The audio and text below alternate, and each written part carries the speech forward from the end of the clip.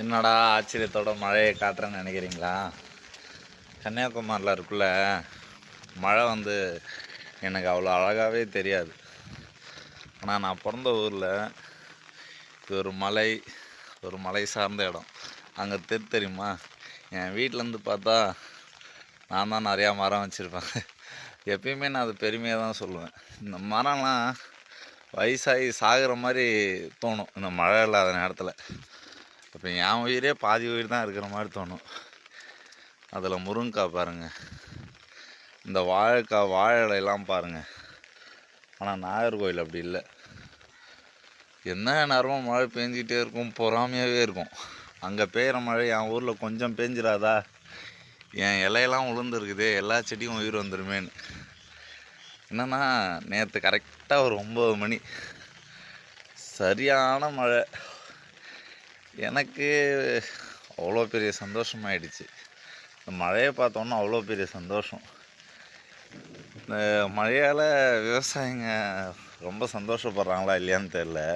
ஆனால் சுயநலவாதியாக சுற்றி இருக்கிற மரம்லாம் உயிர் பழச்சிக்கும், இந்த மாட்டுக்கெல்லாம் தண்ணி கிடச்சிரும்.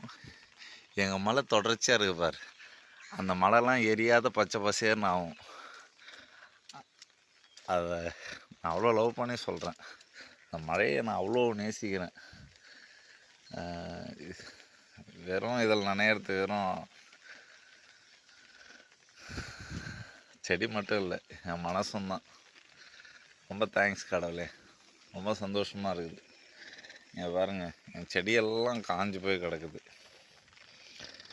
செம்பருத்தி, ஏகப்பட்ட பூச்செடி.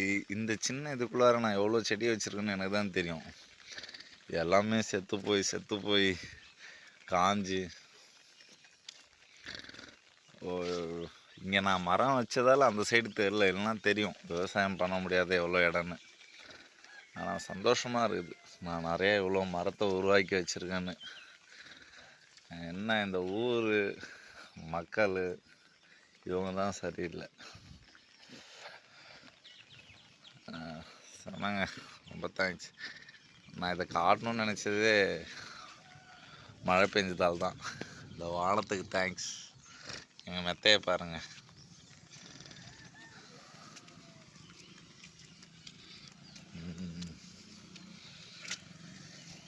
சரி, பாய்.